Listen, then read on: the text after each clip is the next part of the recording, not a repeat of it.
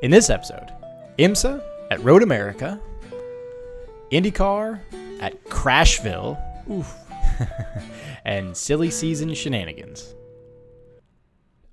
Welcome to episode 102 of the Rear Auto Show. What's up, Derek? Mr. Michael Rowell, it is racing news time. It is time for some racing news, which is great because I've just been on the news site watching a bunch of racing, like Porsche Carrera Cup Australia and random Trans Am races. And that amazing website is weareauto.io. Check it out. It's freaking awesome. What about the IMSA event that just happened? That was a good race that I unfortunately didn't get to watch. It will be on the website when they post it, which I believe is on Thursdays when they post them. Yes, check it out. weareauto.io. Go back and catch all of your favorite races. Yes. So IMSA was at Road America, not Road Atlanta, Road America. Okay. This is in Elkhart Lake, Wisconsin. Wisconsin. Yeah. And this is a fast track. High speed, but also tight corners. I've heard this described as a big balls track. Yeah, that's a good way to put it. I think IndyCar races here as well. Very well known in Indy to try to cut the exit of the first corner. You know how you go through that first corner on the right-hander, and you have a ton of runoff to the left. IndyCar makes it so you cannot put all four tires off the runoff. Track limits. IMSA, wide open. People were way outside in that corner. Good. Which is fine for four-wheel cars like this, or not open wheels, closed wheels. Yeah. GT cars, it works well. So this race happened, and there were some shenanigans. This race started with misty conditions. Misty. A teeny bit of rain, kind of not hot, but not cold, just kind of average, right? But very overcast. Wind was kicking around, and then as the race went on, the weather got worse. As a race fan, that would be great. But if you're there in person, that wouldn't be so fun. No. Or if you're a driver, it probably wouldn't be too fun. Correct. Unless you really like the rain, which Some for road drivers racing, some do. Some really love it. Yeah, some settle into that, and they're just what they do. So the guys that were making the calls on the pits, the team managers, the ones that were saying, we're putting on rains or we're putting on dries, they either made their money or lost it all in this event. And a lot of them lost it all. Yikes. There was a particular caution that came out, and everyone got to pit at the same time. And for some reason, it was the broadcast crew in the pits. They were like, all the DPIs have slicks out and ready to go. And I don't know why, but I guess that they are looking at a different radar than all the GT cars, because all the GT cars had rain tires coming out. And I've never heard of that happening in IMSA before. Wets or dries completely split between, are you a DPI or a GT car? It was insane. So we get everybody out on the track with the split strategy, which means one car, whichever one called it wrong, is going to be super slow. Yeah. Because the weather conditions are either going to get to more wet or to more dry. They went more wet. Good. So that put the DPIs out on fresh slicks, cold fresh slicks, while rain is starting to rain harder and harder and harder. And oh, did it get sketchy. So that put the DPIs on straight up hockey pucks. Terrible traction. Yeesh. It was so bad, the LMP3s came by, the LMP2s came by. GT cars were passing DPIs. What? It was bad. Very bad. Yikes. DPIs were going off everywhere. There was one DPI that made the rain tire call, and he built a 1.5 minute gap. Oh my God. In something Did like you say 10 laps. 1.5 minute? 1.5 minutes. Holy shit. In like 10 laps. That's insane. That's freaking nuts. So it's amazing. I guess it really truly is amazing the difference between slicks and proper wets. Oh, it's totally. And the guy who made the call, it was actually the driver that made the call to go to the wets.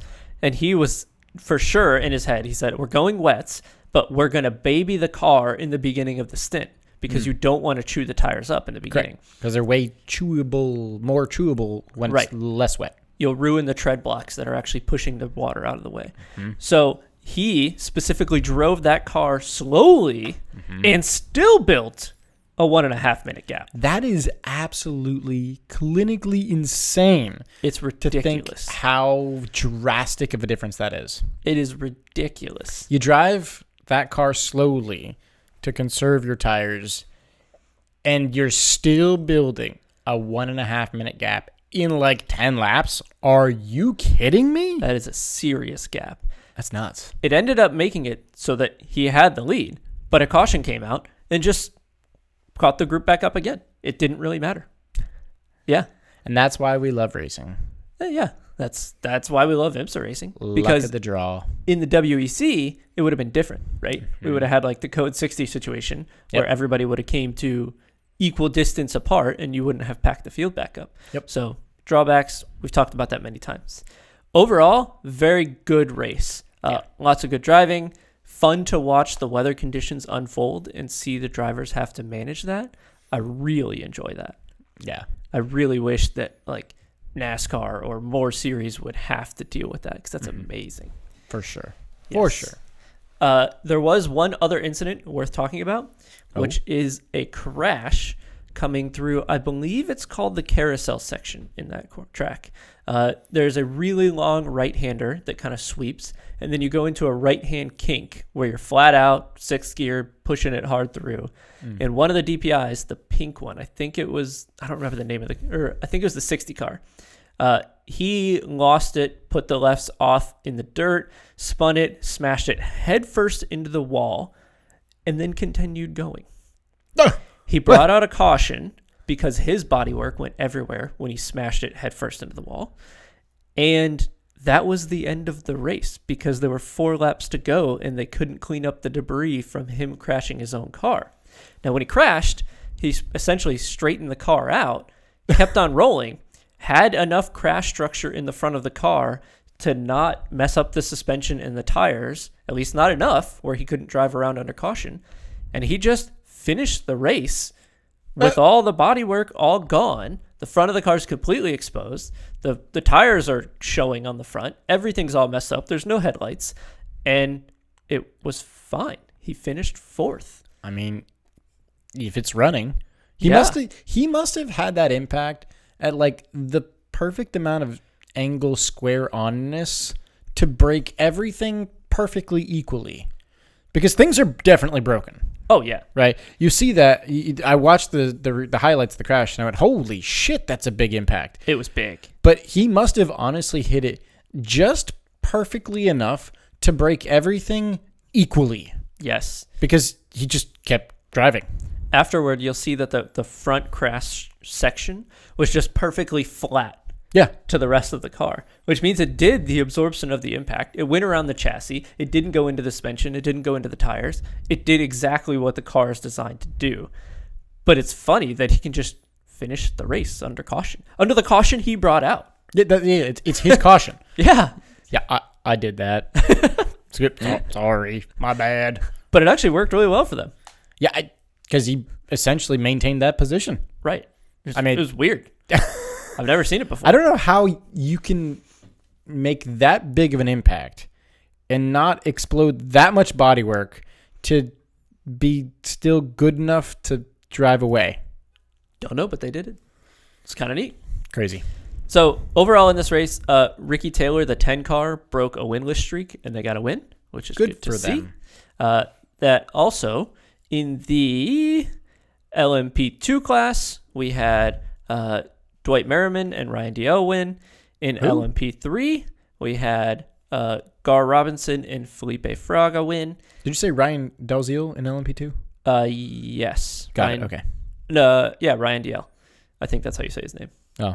Yeah. I don't know how you say it. I That's saw okay. Z. I was like, oh, wait, is that how you say it? In GTD Pro, we had the Lexus win with Jack Hawksworth and Ben Barnicoat. Mm-hmm.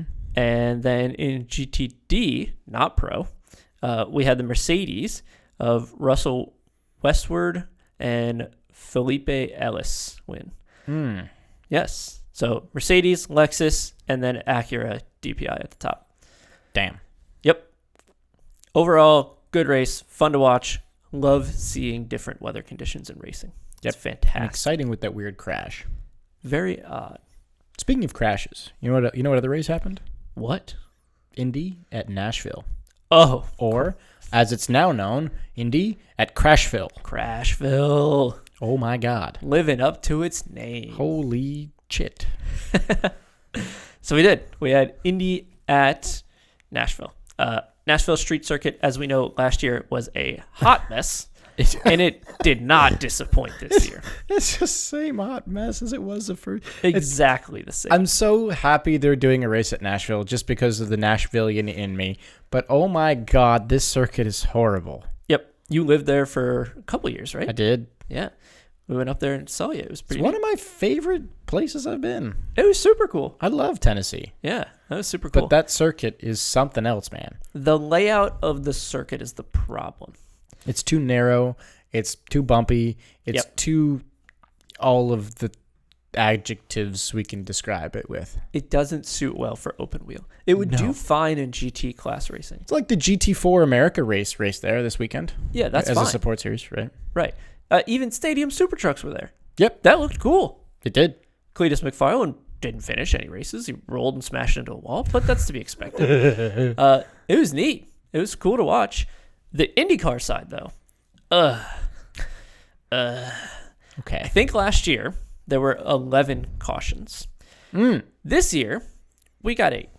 So we're sliding in the right direction. But that's still 8 cautions. That's 8 cautions over an 80-lap race. That's every 10 laps there's a caution on average. Can you believe that? Okay, that statistic, that one you just said, it averages out to every 10th lap you get a caution. It's not good. That is not a good ratio. No. And also, I feel like from a fan's perspective, this is not a great track to watch. Probably not. Because you have 2 sections of racing that are between a river. And the only way, from what I could tell in the aerial shots, to get across them was a giant walking bridge that's a decent ways away from the actual bridge section that they're racing on. And you have to haul your butt all the way across the bridge, all the way down to the walking section, go across to the other side, and then figure out where they're racing. And they're only racing in a very small area on each side of the river. So as someone who lived in Nashville for a couple of years, that from a spectator standpoint, it's horrible. It's terrible. There's no easy way to one side of the track or the other. No. Like some tracks you can easily navigate from the start finish to the, turn 4 or 5. Right. Nothing. For example, the Streets of St. Pete, which is the first race of the season for them, and they usually go to like a practice or two just to see what's going on at Indy. You can very quickly go from one end of the track to the other. Yeah. And in certain sections, you can literally watch them go by, watch them come around the other side of the track, turn around, and you'll see the car go the other way. Yep. And it's great. It's super good for the fans, awesome spectating point of view. This doesn't seem good. Agree. And then when you go to the race, you watch 8 to 10 cautions, which is also not good. That's just so bad. Yeah. That's just... I know that there were at least 3 different cars that had incidents where they would break the front wing off the car because they'd nose the car into the wall. Rightly so. There's a million walls around there. People are getting punted. If you make a pass, it's a narrow circuit. It's bumpy. Right. It's just... It's not easy for Indy to race there. It's likely you're going to get into an incident when you try to make a pass. Yeah. But it was odd to see so many cars have their front wing wedged under their front tires to a point where they couldn't steer the car. So they're just dragging their front wing through their front tires. It's like the opposite. It's like the IndyCar version of like when we were kids, we'd put McDonald's plastic trays under the back tires of a front wheel drive car. Yeah. It's the IndyCar version of that with their own wing. Oh, I did that all the time with the Civic. It was fantastic. That's what you do. But that was the back tires. Correct. You steer with the front tires. Correct. It's the opposite version of it. Right. Yeah. That's the problem. So they had no steering, and I saw somebody going down the bridge at like 100 mile an hour with the wing wedged under, and the one tire catches, and it just snaps them into a wall, and you ruin suspension. And I'm like, what is going on? That's convenient. That's terrible. That's horrible. Why don't they design the wing to turn into pieces, to fracture at certain points, so that when you get it wedged onto yourself, it just obliterates itself? That's fine. Because then at least it's not running over its own tires, messing up your suspension. I would rather it fracture at points. I think it's actually safer to do that than to have one massive chunk on track or to have a driver with no steering. I see your point. Yeah. It seems like the series should be implementing changes to that. Mm-hmm. That was one talking point. The drivers themselves, the ones that got into incidents, Romain Grosjean, for example, he was pissed. They were fired up. Everyone that got hit was fired up. Yeah. Rightly so. Yeah. It's a tight street circuit. It's going to have contact. You're going to get punted into a wall. Almost half the field hit the wall. And everybody was pissed at everybody. Which, from a fan's perspective, actually pretty entertaining. It's always entertaining as hell if you're a fan there. If you're a driver, you probably live it. But, you know. Yeah, because most of these, it's like, where am I supposed to go here? Yeah. Like the Grosjean incident. Right. Where was he supposed to go? He couldn't go anywhere. No. There's no way. His only place is just wall. Right. Which is where he went. He just got punted into the wall and there's nothing he could do. Yep. And did you see, as they came by the next lap, Grosjean, he had his helmet off, and the medics were trying to attend to him. And as he saw who punted him, I don't remember whoever punted him. I can't remember. But as the driver that punted Grosjean was coming by, Grosjean walked around the medics and was throwing his hands up like, "What are you doing, you idiot?"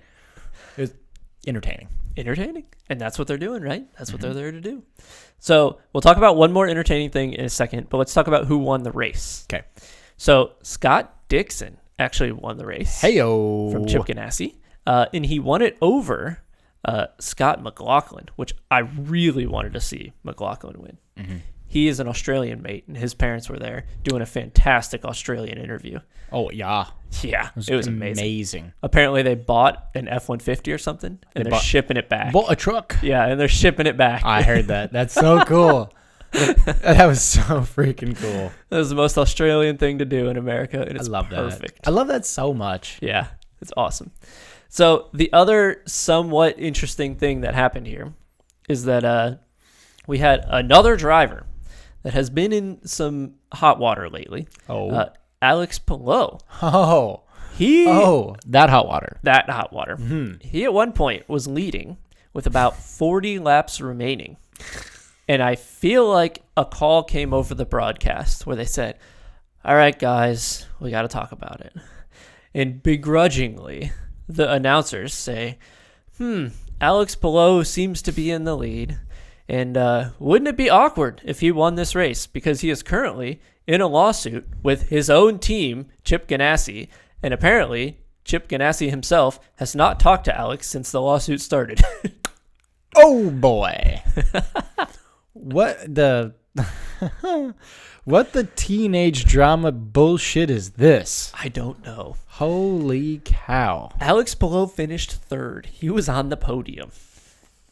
With a team that's suing in the middle him. of his lawsuit. Actively suing him. How awkward is that? That's like passing notes back and forth back in middle school. No, you tell your friend that I'm mad at him. No, yeah. You tell him. No, you tell him. So that's the IndyCar event. Now let's get into silly season because there's some shenanigans going on. And Alex Palou's wrapped up in silly season right now. It's just the silly season is just, it never ends. It's just endless silly season. It is way endless. So Palou is in a lawsuit right now with his own team. As far as I understand, him and Ganassi are suing each other over contract details. There is a chance, from what I'm hearing, there's a good chance that Palou loses this lawsuit, and the team, not actually Chip Ganassi himself, the team is suing him. The team wins the suit, and then Mr. Ganassi gets to decide what he wants to do with Palou next year. Because Palou has the contract going into next year as well. So he's supposed to be driving this car next year in Indy. But what people suspect... Supposed to be. What people suspect is going to happen is Palou was trying to get out of Indy, and he was trying to get over into F1 and do McLaren things, which McLaren is just making a mess of everything right now. Jesus Christ. We'll talk about a couple more in a second. But Palou, in doing this lawsuit, in ruining his Chip Ganassi deal, has a good potential to be sidelined for next season, where he is under contract with Chip Ganassi to race an IndyCar. Mm-hmm. But Chip Ganassi himself will just bench him. And he will sit at home, watch every single race, not drive the car, and he can't go race with anyone else under contract. Ooh. This has happened before. This has happened a long time ago. I can't remember the name of the driver. It's not the first time. It is just extremely rare. When you really piss off the team owner enough. Yeah. Oh. Drastic times call for drastic measures, I suppose. So who else is getting into shenanigans with I believe who else isn't getting into shenanigans is maybe a more valid statement here, yes. Right? So that's Alex Palou with Chip Ganassi. Mm-hmm. But Palou also wants to go to McLaren F1. Right. And McLaren F1 doesn't know what McLaren F1's doing because McLaren F1 potentially has a contract with Piastri, who was originally told was going to be racing for Alpine, and then he denied that the way Palou did in Indy, and then now that means you've got four McLaren drivers in 2 cars, and then what happens to Ricciardo? What? Here's what happens to Ricciardo. Ricciardo sits in a 2-seater with Palou. and Piastri behind him. And Piastri, 3-seater. Yes, which is like a 3-seater. They 3-seater all race next year. What? It's a mess. Jesus Christ! This silly season is just. Oh my God! Yeah, as far as I understand it, Lando Norris locked in for McLaren next year. He's not going. He's fine. Yep. The question becomes, what happens to Danny Ricciardo? Because apparently either he wants out or McLaren wants him out. So word round the street is that he's getting the boot. Oof. And he's getting the boot, and then Ricciardo, because he's getting the boot, is seeking a $21 million payout from McLaren for giving him the boot. Whoa, that's a lot. Now, Ricciardo has had some questionable calls in the past, right? He was at Red Bull at one point. He should not have left Red Bull. He shouldn't have left. No. But everyone knows at this point. He knows at this point he should not have left Red Bull. But he made the decision he made to go to Renault at that point. Mm-hmm. His performance lately has been terrible. Really, really bad. Not good. No, horrible. It's been horrible. It's been bad. For some reason, he's not meshing with the car. That's what they say. I don't know if there's more to that. There could be more to that. Where do you see him going? Stadium Super Trucks. With Cletus McFarlane. Yeah, he is like...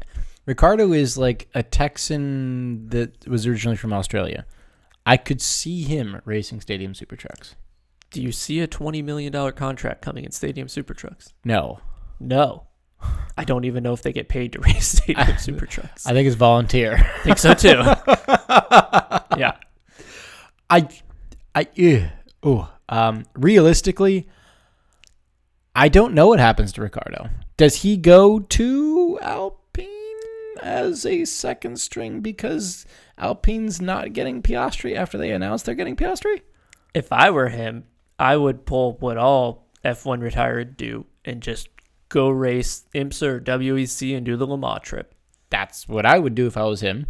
That's where you're going to make the most money for the situation you're in, assuming you can't get an F1 seat or an IndyCar seat. But we saw what Grosjean's had happen to him. So, there's just not that money. There's not F1 money elsewhere. F1 money is only F1 money. Except NASCAR. Oh. Ricciardo does have a little bit of redneck in him. He kind of does. Oh. How insane would it be to see Ricciardo racing NASCAR? That'd be interesting. That would be the coolest thing to happen in motorsports ever. Yep. Oh my God. I could see a big team, picking him up and putting him in a NASCAR. Yes. So, going back a step. That means, hold on, let's button up McLaren. Can we button up McLaren? No, they're a hot mess. Okay. So, currently, that means where we're at. McLaren is giving Ricciardo the boot. McLaren's got Lando Norris locked in. Okay. And then then they're trying to figure out, is Piastri coming or is Palou coming? One of the two. Is something happening there? Because here's the other thing I've heard. After Alpine announced that Piastri was driving for them, and Piastri unannounced that he was driving for Alpine and said, I'm not doing this, thank you. apparently now Alpine, if Piastri does go with McLaren, Alpine is gonna sue Piastri. Yes. I don't want to be in like the driver management contract dealings because this is just making my head hurt. It's bad. It's called silly season for a reason. It's bad. And then isn't Colton Herta in there too somewhere? Colton Herta, as far as I understand, is potentially in the mix with the McLaren shenanigans. I'm so confused. So I'm so confused. I don't know, dude. The initial reading was that Colton Herta was going to go take the seat from Ricardo, and I think that'd be awesome to see. It'd be great. Him do it. He's one of the best IndyCar drivers. But now, it's just all over the place. I don't know what's happening. Yeah. I don't know what's happening. I don't know either. But let's circle back around to NASCAR because there's some shenanigans going on in NASCAR as well. Ooh. Who's the most hated driver in NASCAR right now? His last name sounds like a beer, and it's Kyle Busch. Yeah, he is. Apparently, he's so hated that his sponsor, M&M's, he races the 18 M&M's sponsored car, that yellow car with the little M&M's on it. They're not coming back. Oh. And next year, they said, we're out. We're done with the sponsorship. And that's put Joe Gibbs Racing into a really awkward spot where they kind of need that. They really need that. These are big contracts. These are, from what I've heard, like $20, $30 million deals. Yeah, multi-millions of dollars. Yeah. And you can't lose like your main sponsor. No. If you lose the main sponsor, the cart goes away. Assuming you can't find another one, right? With the price. So Kyle Busch, debatably a very good driver, but also the biggest hothead in NASCAR right now, doesn't have a sponsor for next year. So what do hotheads do when they get put into a pressure cooker? Explode. They pop. Yeah. So he's kind of popping off right now. He's told the media. What is going on? He has told the media that he is actively talking with other teams before telling his own team this. Oh, okay. That's going to end well. So there are some awkward interactions. Has he not seen this whole drama between like Piastri and Alpine and all this? Or Pelot and like... He lives in Kyle Busch land. He puts the blinders on and just goes, baby. Yeah. He has no idea what's going on. Okay. But from what I'm hearing, Joe Gibbs Racing is not happy with Busch for doing those shenanigans, saying, I'm actively looking for other teams. And Busch kind of, sort of is giving him the middle finger, and it doesn't sound like he's getting renewed on that team. Reasonably so. I wouldn't renew him. Ricardo. Aha. Ha ha ha ha. Wouldn't that be fun? That would just be the biz. And then Kyle Busch goes to McLaren. Apparently, Kyle Busch is in talks, not with Hendricks, but who's the Tony Stewart team? Stewart-Haas Racing. Yes. Yes, with that team. Can you imagine putting Tony Stewart and Kyle Busch in the same room and saying, make a NASCAR team? Oh. Oh, man. Fisticuffs at every single race.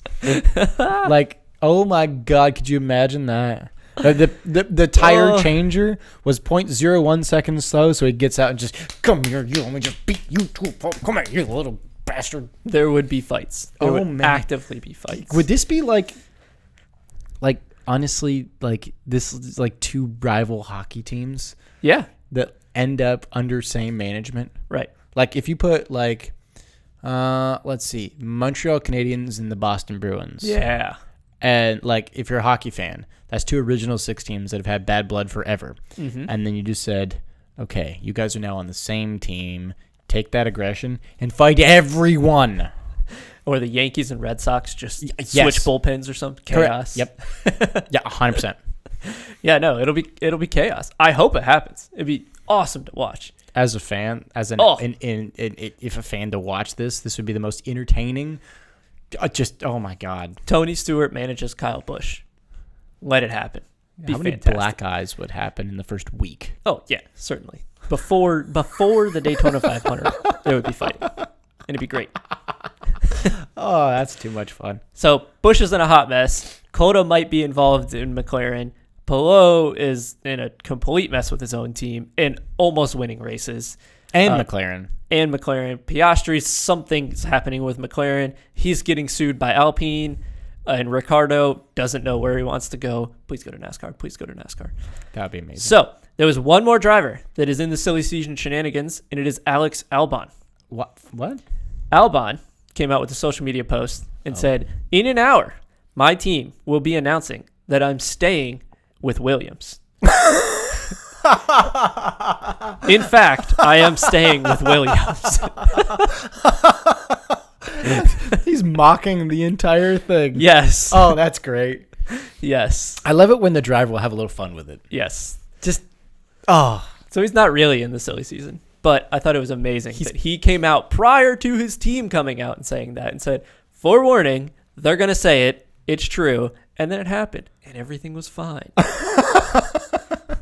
That's hilarious. Yeah. It's pretty neat. Oh, that's funny. So silly season to the max. Silly season to the max. So you got anything else for the racing news? No. Tune in next week and we'll give you the lowdown on where everything stands. If we can keep track of it all. Yes. So thanks so much for watching. If you're watching on YouTube, leave us a comment. Let us know, who do you want to see Ricardo go to? Where do you want to see Piastri and Palou end up? And what do you think's going to happen with Kyle Busch? Let us know in the comments. If you're listening on audio, please do leave us a 5-star rating and a review on your platform of choice. And I know you got your phone out. Let's go ahead and just get on social. Pull up those social media apps. You know, Facebook.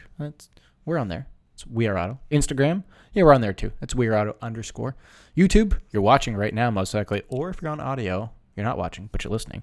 If you go from listening to watching, where YouTube is We Are Auto.